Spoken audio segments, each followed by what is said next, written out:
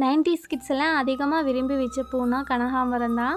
அதுவும் இந்த முல்லைப்பூ மல்லிகைப்பூ கூடலாம் சேர்த்து வைக்கிறப்போ இன்னும் சூப்பராக இருக்கும். நானும் அப்படி தான் நினச்சிட்டே இருந்தேன். மல்லிகைப்பூ முல்லைப்பூ ஏதாவது உதிரிப்பூ வாங்கிட்டு வந்து அது கூட சேர்த்து கட்டலான்னு சொல்லி நினச்சிட்டு இருந்தேன். ஆனால் இனி விட்டோன்னா பூ வேஸ்ட் ஆயிரும்னு சொல்லிட்டு இருக்கிறத இப்போ பறித்து கட்டுவோம். அப்புறம் வேணால் நிறைய பூ எடுத்ததுன்னா மல்லிகைப்பூ முல்லைப்பூ ஏதாவது வாங்கிட்டு வந்து சந்தைக்கு போனோன்னா வாங்கிட்டு வந்து கட்டிக்கலான்னு சொல்லிவிட்டு இன்றைக்கி தான் கட்டி எடுத்து வச்சுருந்தேன். அதுவும் 3 செடி பாட்டி ஒரு 4-5 மாதத்துக்கு முன்னாடியே கொண்டு வந்து வச்சுருந்தாங்க.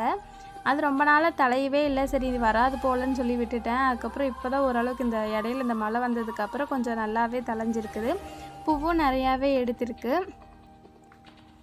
ஒரு செடி காஞ்சிருச்சு. ஒரு 3 செடியோ 2 செடியோ தான் இருக்குது. அப்போவெல்லாம் முல்லைப்பூ மல்லிகைப்பூ விட அதிகமாக வந்து கனகாம்பரம் தான் விரும்பி வைப்போம். இப்போல்லாம் கனகாம்பரத்தை யாருமே விரும்புகிறதே இல்லை.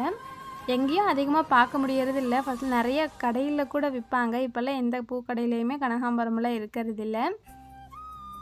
அப்புறம் ரொம்ப நாளுக்கு அப்புறம் நிறைய நெய் எடுத்து வச்சுருந்து நெய்க்காக ஆடை எடுத்து வச்சுருந்தேன். சரி இன்றைக்கி நெய் காய்ச்சலான்னு சொல்லி அப்படியே எப்போவுமே கொஞ்சம் ஃபில்ட்ரு பண்ணிவிட்டு அதுக்கப்புறம் தான் சேர்ப்பேன். இந்த டைம் நிறையா இருந்ததுனால சரி அப்படியே சேர்த்து நெய் உருக்கி பார்ப்போன்னு சொல்லிவிட்டு இந்த டைம் அப்படியே சேர்த்து நெய் உருக்கி வச்சுருந்தேன். அதுவும் கொஞ்சம் வேஸ்ட்டாக போச்சு.